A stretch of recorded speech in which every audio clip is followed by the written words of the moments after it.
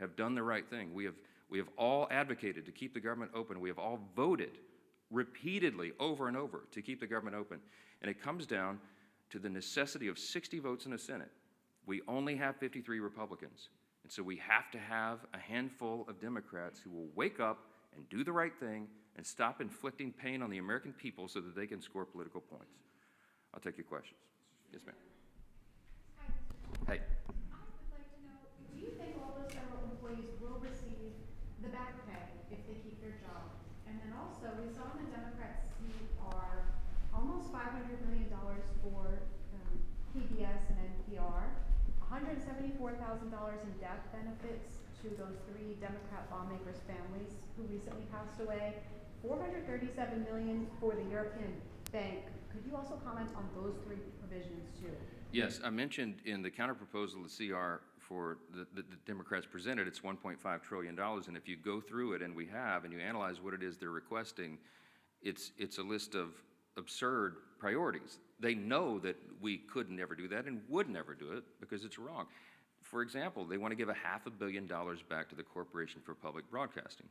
In the One Big Beautiful Bill, we eliminated that line. We don't believe that taxpayers should be funding biased news organizations and subsidizing their operations. That might have made sense 30 or 40 years ago, but you don't need that service anymore. Look how many media outlets are present in the room this morning. Media and information is ubiquitous. It's 24/7, it's live all the time, and it's on the internet. We don't need taxpayers funding that, and they were all left-leaning biased organizations. We're not doing that again. And some of these other priorities that you mentioned, there are many that we could list that are just outrageous. It has nothing to do with the current proposal to keep the government in operation for 7 more weeks so that we continue the appropriations process. We're trying to fund the government, and you need Republicans and Democrats to work together to get that done. With regard to whether the furloughed civilian employees of the federal government will receive back pay, it is true that in previous shutdowns, many or most of them have been paid for the time that they were furloughed. But there is new legal analysis. I don't know the details. I just saw a headline this morning. I'm not read in on it, and I haven't spoken to the White House about it. But there are some legal analysts who are saying that that may not be appropriate or necessary in terms of the law requiring that back pay be provided. So I'm sure that'll be there will be a lot of discussion about that. But there are legal analysts who think that that is not something that government should do. That, if that is true, that should turn up the urgency and the necessity of the Democrats doing the right thing here. Even more pain, more than I just listed for more people. So we got to figure it out. Back row, yes, sir. Speaker, you've spoken repeatedly since the shutdown began about the impacts on FEMA, the National Flood Insurance Program. Talk about how you're from a hurricane state.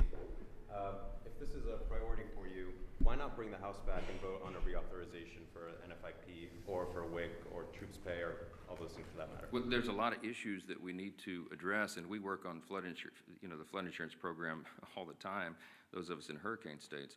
But the work of the House has been done, and we have to get the Senate to reopen the government so that we can come back and handle all of these very important end-of-the-year issues. There's a lot of things on the table.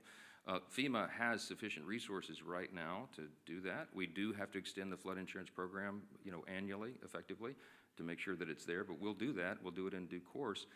There's a lot of end-of-year issues that are being conflated with this very simple issue of keeping the government open. And that is the first and most immediate priority, and we must use every leverage point we have to force the Democrats to do that. And that's why we're handling the schedule the way we are. Yes, sir. Yeah. Thanks, sir. You've talked about Leader Schumer's record with regard to continuing resolutions. Your record, you voted against continuing resolutions in the past, including when Speaker McCarthy was the Speaker. How do you explain your stance now versus yours previously? Yeah, different circumstances, different times. When we did CRs in the past, you had leverage points of things that when the Democrats were trying to put their partisan priorities in, we were trying to use whatever leverage we had in the minority to take them out. Very important distinction right now. We did not put in Republican priorities in the clean CR. I could have put some of our priorities or poison pills or things that Democrats had done in the past to us. We didn't. And that's why there's nothing to negotiate right now. People say, why aren't you negotiating? I don't have anything to offer. I can't go to a clean CR and say, let me pull off the Republican priority and make it more palatable for you, because we didn't add that in. It's simply a status quo continuance. One of the things we objected to back then was these were Biden-level policies and spending. I still object to that. But what I'm trying to do is keep the government open so that we can readjust those things. And as I gave you the long background yesterday, the summary of how we got to where we are, the appropriations process is working again. And we're going to be able to reprioritize federal spending, but we have to allow the time for that to continue, and we need 7 more weeks. But every day that they keep the government open, it gives us less time to finish the job. McCarthy was the speaker and you guys had the majority in 2023. Yeah, well, we had divided government as well, right? The Democrats were, Chuck Schumer was over here negotiating in the Senate, and that's what's so ironic about it. When we were in the Oval Office, Chuck Schumer looked the president in the eyes and said, I've always been very fair. I've always allowed the Republicans their priorities. And I just looked at him like, oh, what? I'm sitting right here. I was the guy you were negotiating with. I called him at the 11th hour, I remember very vividly, and asked him not to put in a terrible poison pill that was a big Democrat priority that is outrageous to the conservatives. And he said, yeah, I'm sorry, Speaker, can't help you, and literally hung up on me, you know. So now he wants me to be a fair broker. I have been. I gave him much more grace than he ever deserved. Yes, sir. Jake, sorry. As a matter of principle on the back pay, I mean, understanding that there are people who have opinions about everything and analysis about everything, do you believe as a matter of principle that furloughed workers should receive back pay? Yeah, I hope that the furloughed workers receive back pay, of course. We have some extraordinary Americans who serve the federal government. They serve valiantly, and they work hard, and they serve in these various agencies doing really important work. I can tell you the president believes that as well. He and I have talked about this personally. He doesn't want people to go without pay, and that's why he pleaded with Chuck Schumer to do the right thing and vote to keep the government open. We don't want this to happen. The key point, the important point to remember here is this can stop right now. They'll get another opportunity to change course and open the government. And then we'll have all these policy debates, as we always do. This, again, is a deliberative body. We've got 535 individuals serving here between the Senate and the House. We've got to have the time to do all the deliberation, but you got to have the lights on to do it, and that's the whole point. Yes, sir. Some of your own members have expressed concern about the expiration of the estate tax credits. Marjorie Taylor Greene has been the latest one. There are concerns that when they expire, premiums for millions of Americans would skyrocket. Why not begin negotiations on that issue right now? Because the government is closed, and as I've mentioned, that's a December 31 issue. There are lots of conversations and deliberations and discussions right now, even bipartisan amongst members, about necessary changes that would have to be made, pretty dramatic changes, to even have that considered on the floor. But look, I'm not going to forecast the outcome of that. The whole point is you keep the government open, and then we have those discussions. We were always planning to have those discussions in the month of October. That's how the process works. And this is a very complicated issue. It's not a simple one.